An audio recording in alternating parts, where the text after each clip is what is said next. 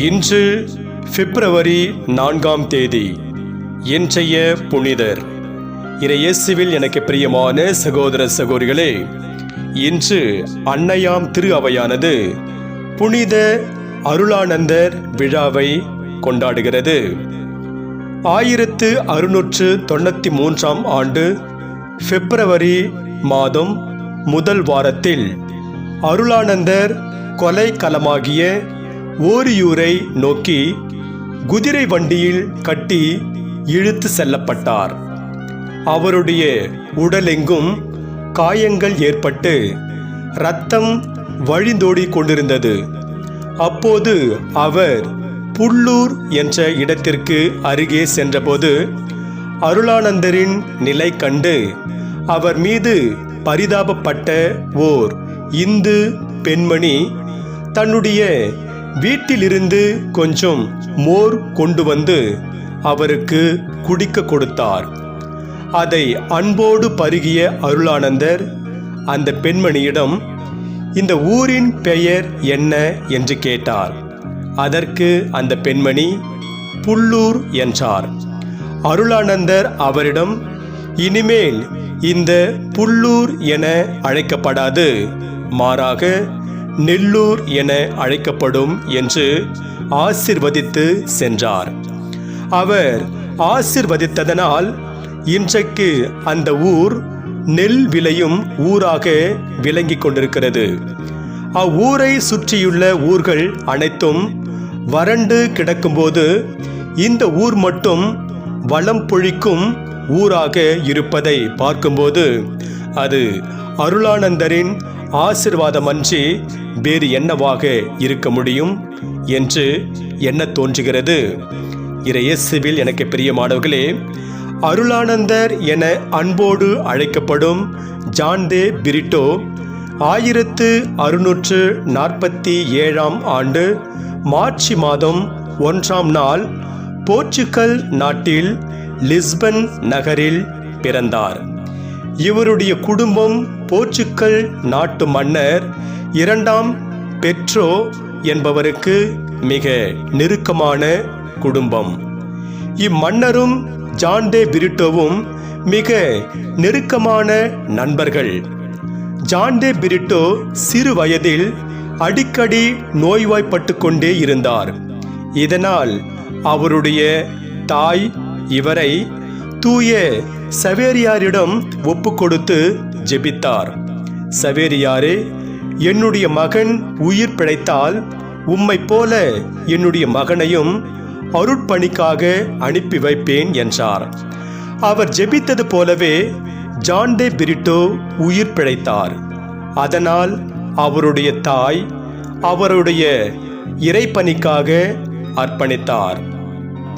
கிபி 1663ஆம் ஆண்டு ஜான் தே பிரிட்டோ சேசு சபையில் சேர்ந்து 1673ஆம் ஆண்டு குருவாக அருட்பொழிவு செய்யப்பட்டார். படிக்கின்ற போதே அறிவோடும் ஞானத்தோடும் இருந்ததால் குரு மடத்தில் இவரை பேராசிரியராக பொறுப்பில் அமர்த்த நினைத்தார்கள். ஆனால் இவரோ, நான் தூய சவேரியாரை போல இந்தியாவிற்கு சென்று மறைபோதக பணியாற்ற வேண்டும் என்ற தன்னுடைய எண்ணத்தை வெளிப்படுத்தினார். இது அவருடைய தாய்க்கு பிடிக்கவே இல்லை. அவர் தன்னுடைய மகன் அருகே இருந்து இறைப்பணி ஆற்றினால் நன்றாக இருக்குமே என்று நினைத்தார். ஆனால் தன் மகன் இப்படி தொலைதூர நாட்டிற்கு சென்று இறைப்பணி ஆற்றப் போவதாக சொல்கிறானே என்று சொல்லி மேலிடத்திற்கு எல்லாம் சென்று அவனை தடுக்க பார்த்தார். அதற்கு ஜான் தே பிரிட்டோ இந்தியாவிற்கு சென்று திருமறையை போதிப்பதுதான் தன்னுடைய லட்சியம் என மிக உறுதியாக இருந்தார். அதனால் அவருடைய தாயார் மறுபேதும் சொல்லாமல் அவரை அனுப்பி வைத்தார். 1678ஆம் ஆண்டு இந்தியாவில் உள்ள கோவாவில் வந்து இறங்கி ஜான் தே பிரிட்டோ இங்கே இருந்த சூழ்நிலைகளை பார்த்துவிட்டு இவர் ஓர் இந்து சந்நியாசியைப் போல உடை தரித்து தமிழ் மொழியை கற்றுக்கொண்டார். அதன் பிறகு ஜான் டே பிரித்தோ என்ற தன்னுடைய பெயரை அருளானந்தர் என மாற்றிக்கொண்டு ஆண்டவர் இயேசுவை பற்றிய நற்செய்தியை எல்லா மக்களுக்கும் அறிவித்தார். அப்போது மதுரையை தலைப்பீடமாக கொண்டு மதுரை மிஷன் செயல்பட்டு கொண்டிருந்தது. சில காலத்திலேயே அதன் தலைமை பொறுப்பை ஏற்றுக்கொண்டு ஜான் டே பிரிட்டோ என்ற அருளானந்தர் தொடக்கத்தில் தட்டுவாச்சேரி என்ற பகுதியில் மறைபோதக பணியை செய்தார். இப்போது அந்த ஊர் தஞ்சாவூருக்கு அருகே இருக்கிறது. அருளானந்தர் ஆண்டவர் இயேசுவை பற்றிய நற்செய்தியை அறிவிப்பதை கேட்ட மக்களில் நிறைய பேர் மனம் மாறினார்கள். கிறிஸ்துவ மதத்தை தழுவிக்கொண்டார்கள். அப்போது அங்கே இருந்த குறுநில மன்னர் அருளானந்தரையும் அவரை சேர்ந்த மக்கள் சிலரையும் சிறையில் அடைத்து சித்திரவதை செய்தான். இதற்கிடையில் அந்த குறுநில மன்னனின் அரண்மனையில் இருந்த குதிரைகள், யானைகள் அனைத்தும் நோய்வாய்ப்பட்டு கொண்டு கீழே விழுந்தது. இதனால் பயந்து போன அந்த குறுநில மன்னன், அருளானந்தர் சாதாரண மனிதர் கிடையாது, அவர் இறை மனிதர், அதனால்தான் அவரை துன்புறுத்த அரண்மனையில் இருக்கும் உயிரினங்கள் நோயில் விழுகிறது என்பதை உணர்ந்து அவரையும் அவரோடு இருந்தவரை விடுதலை செய்து அனுப்பி வைத்தான். அத்தோடு அந்த பகுதியில் நற்செய்தியை அறிவிக்க வேண்டாம் என்று சொல்லி எச்சரித்து அனுப்பி வைத்தான். அதன் பிறகு அருளானந்தர் தஞ்சாவூர் பகுதியிலிருந்து ராமநாதபுரம் பகுதிக்கு சென்று நற்செய்தி அறிவிக்க தொடங்கினார். அந்த பகுதியில் இருந்த சாதாரண மக்கள் அருளானந்தர் போதித்த நற்செய்தியை கேட்டு மனம் மாறினார்கள். கிறிஸ்தவ மதத்தை தழுவினார்கள். இந்த நேரத்தில்தான் அருளானந்தருக்கு அவருடைய சொந்த மண்ணிலிருந்த அவருடைய நெருங்கிய நண்பரான 2ஆம் பெட்ரோ என்பவரிடமிருந்து அழைப்பு வந்தது. அதனால் 1687ஆம் ஆண்டு அவர் போர்ச்சுகல் நாட்டிற்கு சென்றார். அங்கே மன்னன் 2ஆம் பெட்ரோ அருளானந்தரை தன்னுடைய அரச சபையில் ஆலோசகராக இருக்கும்படி கேட்டுக்கொண்டார். ஆனால் அருளானந்தரோ இந்தியாவில் மறைபோதக பணியை செய்து அங்கே தன்னுடைய உயிரை துறப்பதற்கு தனது கனவு லட்சியம் என்று சொல்லி மறுத்துவிட்டார். சில நாட்கள் போர்ச்சுகலில் இருந்த அருளானந்தர் மீண்டுமாக 1690ஆம் ஆண்டு இந்தியாவிற்கு திரும்பினார். இந்தியாவிற்கு வந்த அருளானந்தர் மீண்டுமாக ராமநாதபுரம் பகுதியில் தன்னுடைய மறைபோதக பணியை இன்னும் சிறப்பாக செய்யத் தொடங்கினார். அப்போது தடிய தேவா என்னும் குறுநில மன்னன் நோய்வாய்ப்பட்டு கிடந்தான். அவனுக்கு எத்தனையோ வைத்தியர்கள் வந்து சிகிச்சை அளித்தும் அவனுடைய நோய் நீங்கவில்லை. இந்த நேரத்தில் அவன் அருளானந்தரை குறித்தும் அவரால் நடக்கும் புதுமைகளை குறித்தும் கேள்விப்பட்டான். எனவே அவன் அருளானந்தரை தன்னுடைய அரண்மனைக்கு வரவழைத்து ஜெபிக்க சொன்னான். அருளானந்தர் அவனுக்காக இறைவனிடம் ஜெபிக்க தொடங்கினார். அற்புதமாக அவனிடமிருந்த நோய் அவனை விட்டு விலகியது. இதனால் அவன் அருளானந்தரிடமிருந்து திருமுழுக்கு பெற்றான். அவன் திருமுழுக்கு பெற்ற பிறகு கிறிஸ்துவின் போதனைகளை குறித்து இன்னும் அதிகமாக அறியத் தொடங்கினான். அவன் 5 மனைவிகளோடு வாழ்ந்து கொண்டிருந்தான். இயேசுவின் போதனைகளை கேட்ட பிறகு அவன் தன்னுடைய முதல் மனைவியை மட்டும் தன்னோடு வைத்துக்கொண்டு மற்ற 4 பேரையும் அவர்களுடைய வீட்டிற்கு அனுப்பி வைத்தான். தடிய தேவாவால் வீட்டிற்கு அனுப்பப்பட்ட 4 மனைவியருள் ஒருவள் மன்னர் சேதுபதியின் சகோதரி. இந்த செய்தியை கேட்டு மன்னர் சேதுபதி கோபம் சீற்றம் கொண்டான். அவன் கூலி ஆட்களை வைத்து இப்பிரச்சனைக்கு காரணமாகிய அருளானந்தரை கொலை செய்ய திட்டமிட்டான். 1693 ஆண்டு தொடக்கத்தில் மன்னன் சேதுபதி அருளானந்தரை கைது செய்து பலவாறாக சித்திரவதை செய்தான். பாழுங்கிணற்றில் தலைகீழாக இறக்கினான். பாறையில் உருட்டிவிட்டான். இப்படியாக அருளானந்தரை பல்வேறு விதங்களில் சித்திரவதை செய்தான். பிப்ரவரி மாதம் 4ஆம் தேதி அருளானந்தரை ஓரியூருக்கு இழுத்து சென்றவன் அங்கே ஒரு கழுமரத்தில் ஏற்றி தலையையும் கைகளையும் கால்களையும் துண்டித்தான்.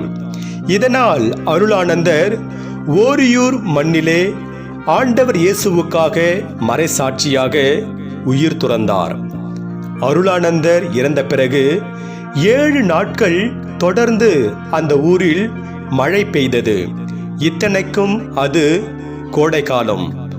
அருளானந்தர் மறைசாட்சியாக உயிர் நீத்த செய்தியை கேள்விப்பட்ட போர்ச்சுகலில் இருந்த அவருடைய தாய் மிகவும் வருந்தி துக்கம் கொண்டாடுவோருக்கான ஆடையை உடுத்தினார்.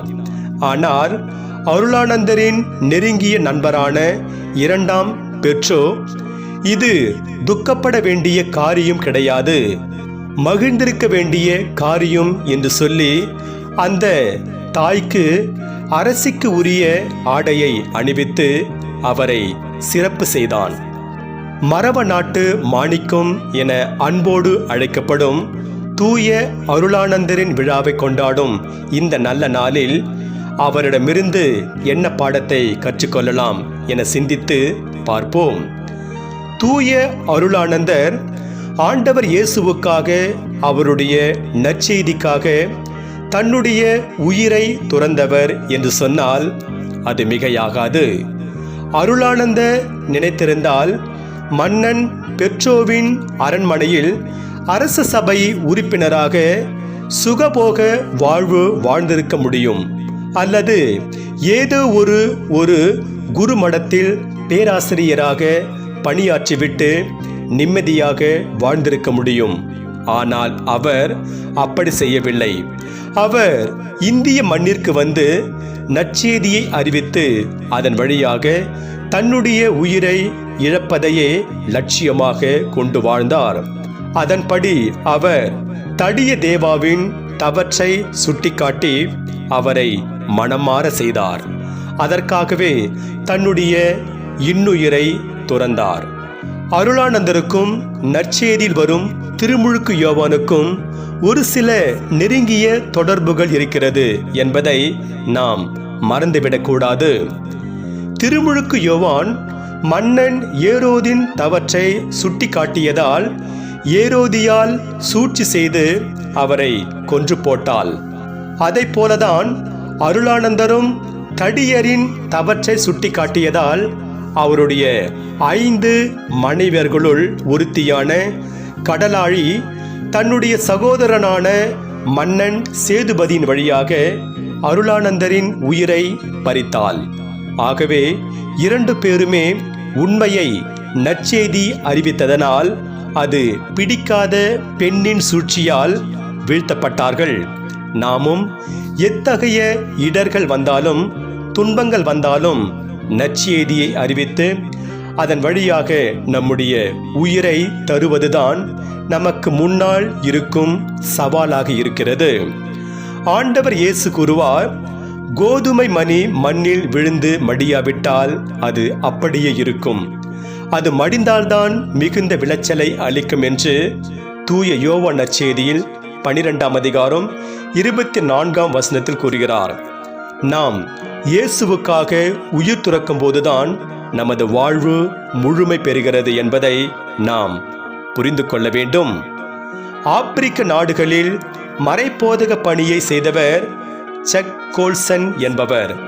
ஒருமுறை அவர் இளைஞர்களுக்கு போதித்துக் கொண்டிருந்தபோது, இயேசுவுக்காக உயிர் துறப்பது மிக பெரிய பேறு. அத்தகைய பேச்சிற்காக நான் ஒவ்வொரு நாளும் ஏங்கிக் கொண்டிருக்கிறேன் என்றார். அப்போது ஓர் இளைஞன் எழுந்து, இயேசுவுக்காக உயிரை இழக்க நினைப்பது மடமையிலும் மடமை என்றார். அதற்கு அந்த மறைபோதகர், இயேசுவுக்காக உயிரை இழப்பது மடமை என்றால் நீ வாழ்வது கூட மடமை என்றார். அவன் எதுவும் பேசாமல் அமைதியானான். இயேசுவுக்காக நம்முடைய உயிரை துறப்பது மிக பெரிய பேறு. அத்தகைய பேச்சினை தூய அருளானந்தர் பெற்றார். அவருடைய விழாவை கொண்டாடும் நாமும் இயேசுவின் பணியை தொடர்ந்து செய்வோம். ஆண்டவர் இயேசுவுக்காக நம்முடைய உயிரையும் தருவோம். அதன் வழியாக இறையருளை நிறைவாக பெறுவோம். இறைவன் உங்கள் அனைவரையும் நிறைவாக ஆசீர்வதிப்பாராக. ஆமென்.